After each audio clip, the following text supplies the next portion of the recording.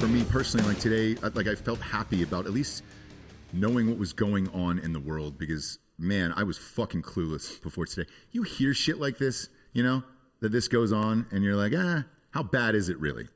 Today, it got exposed, and I was like, oh, fuck, man. Well, it's getting exposed. We're virtually powerless, right? Yeah, it's getting exposed more and more and in different avenues. Tulsi Gabbard on Rogan this week exposed exactly how the federal government works. Mm-hmm. Like she describes a scene where people walk into the cafeteria and it's all cliques.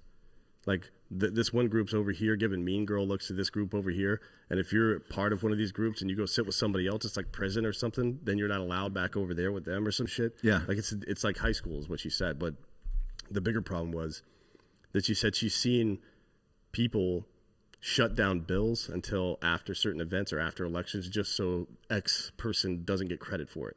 Oh, yeah. Like the stimulus checks. If you think the Democrats were voting against these stimulus checks all fall long because there was problems with the bills or blah, blah, blah, or whatever. No, they were trying to make sure that Donald Trump did not get credit. Correct. That's it.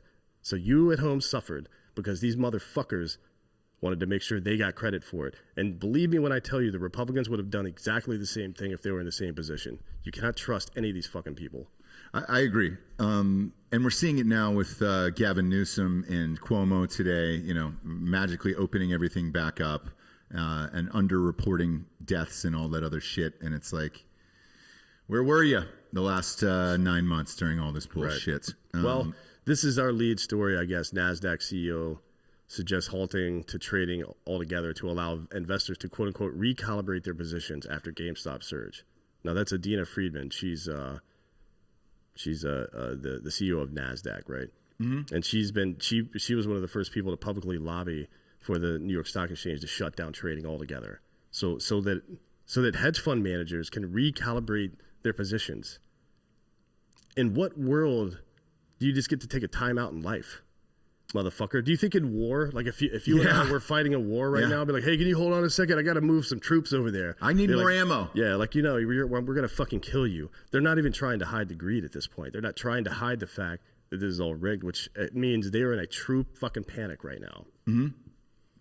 The other thing about it, too, is this is not happening just here. Like, we were talking about this right before we came on air. This is going on around the world. This story is around the world.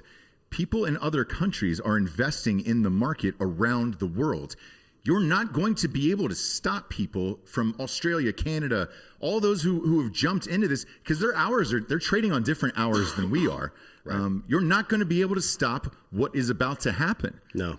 No, and it is the title of this episode is "The Free Market is a Lie," and it's absolutely true because the idea that a free, pure market could exist is in theory true, but whenever you add bad actors and when you add humanity, you add bad actors. That is the end of the quote unquote free market, and to think that there doesn't have to be some kind of regulatory service for that is the dumbest. That's what this libertarian ideology. I wish Spike Cohen was here today. I would tell him shut the fuck up again.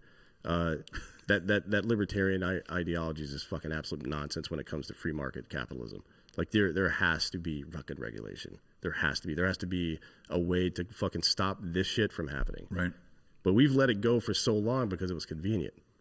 Right. I mean, more or less, we can get a really big portion of a 401k position that we hold over time matched by the market, and they're basically just using our money in escrow to invest and make more money on our money, right? So it was convenient for us, but we let these people build power the same way that we let our government build power. And now we were forced with the reality that we're going to have to take that power back from them. We're going to have to figure out some creative ways to do it. Well, today, there is no more creative way than getting together and doing what everybody's been doing today online with all of this shit and, figuring out a way around the system and helping people, buy and all that other shit. Because it's not really about the money at this point, right? It's about the idea and what all of this stands for right now.